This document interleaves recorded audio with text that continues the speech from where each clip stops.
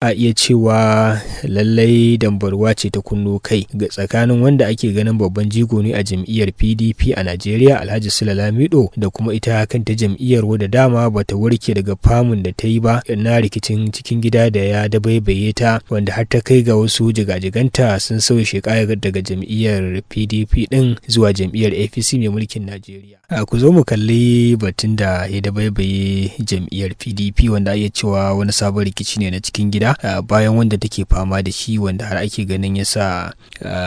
wasu gwamnoni a jam'iyyar suka fice daga jam'iyyar tare da kuma jam'iyyar APC. Yana magana ne akan batun tsohon gwamnan jihar Jigawa Alhaji Sule Lamido, wanda dambarwa ta barke tsakanin shi da jam'iyyar PDP, jam'iyyar da ake ganin yana ɗaya daga cikin manyan jigajiganta wanda ko rawa ba sa yi na nuna buƙatar ko sha'awar ficewa daga jam'iyyar. Batu ne da ake yi na an hana Alhaji Sule Lamido tsohon gwamnan jihar Jigawa samun fam na yin takarar shugabancin jam'iyyar PDP a matakin ƙasa, wanda kamar da rahotanni suka nuna ya je domin siyan wannan fam na yin takara ta shugabancin jam'iyyar PDP a birnin tarayya Abuja, amma kuma ba a bashi wannan dama ta siyan fam ba. Wanda kuma kamar yadda ake idan ana bibiyar kafafen yada labarai, an jadda gwamnoni da suke karkashin jam'iyyar PDP a Najeriya suka marawa wato Kabiru Turaki baya a matsayin ya zama shugaban jam'iyyar PDP a Najeriya. Wannan wani sabon rikici ne da ake ganin zai kara dagula al'amuran jam'iyyar daidai lokacin da jam'iyyar APC ke yi wa jigajigan jam'iyyar PDP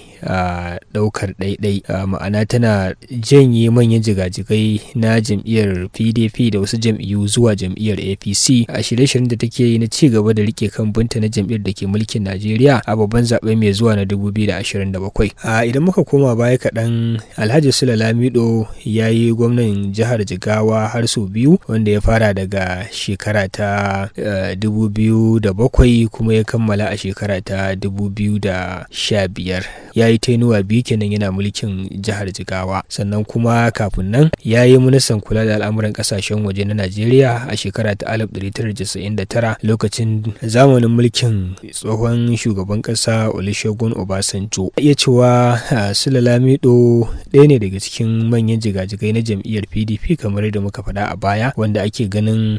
ko kaɗan baya nuna buƙatar shi na ficewa daga jam'iyyar domin komawa jam'iyya mai mulki, wanda wasu ke ganin jam'iyyar ce kawai a gaban shi, ba wai mukami ko kuma shugabanci a jam'iyyar ba. To sai dai wasu na ganin akwai wasu bukatu na kashin kan shi wanda ba a rasa ɗan siyasa da irin waɗannan bukatu wanda ba kasafai wasu suke fito da su bayyana ba. To amma dai a wannan karan a iya cewa lallai dambarwa ce ta kunno kai ga tsakanin wanda ake ganin babban jigo ne a jam'iyyar PDP a Najeriya Alhaji Sule Lamido da kuma ita kanta jam'iyyar wadda dama bata warke daga famun da ta yi ba na rikicin cikin gida da ya dabaibaye ta, wanda har ta kai ga wasu jigajiganta sun sauya sheka daga jam'iyyar PDP din zuwa jam'iyyar APC mai mulkin Najeriya, wanda kuma ake ganin hakan tamkar babban nakasi ne ga jam'iyyar PDP, musamman idan bata ɗinke duk wata baraka da take kunno kai ko kuma da ta riga ta kunno kai a cikin ta ba, idan har ta ce za ta tunkari zaben shekarar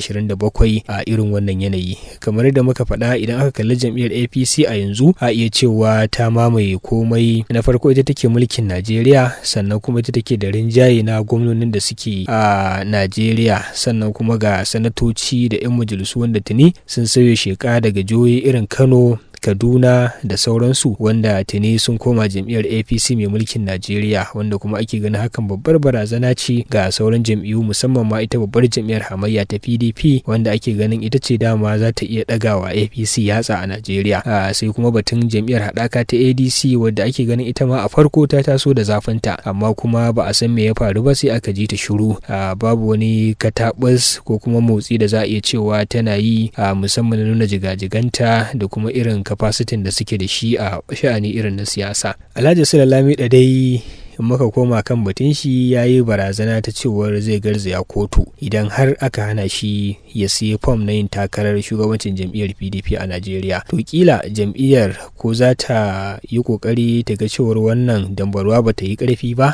za ta yi kokarin cewar ta ga ta magance ta tun a yanzu, ko za ta zuba ido ta bar abin ya kai kololuwar mataki wanda kila ba zai yi mata daɗi ba daga baya. Za mu tsahirta a nan, amma batun bai kare ba. Za mu ci gaba da bibiya da kuma kawo muku duk wani bayani da ya kamata a ce kun sani game da abin da ya shafi siyasar Najeriya, da batun tattalin arziki, zamantakewa, ilimi, tarihi da al'adu, har ma da bangaren wasanni da nishadi da makamantansu. Idan wannan ce haduwa ta farko da tashar tamu, muna fatan za a yi mana subscribe, kuma kada a manta a rika yi mana sharing da like na abubuwan da muke wallafawa, wanda hakan wata dama ce da za ku samu wasu bayanan da zarar mun wallafa. Mun gode.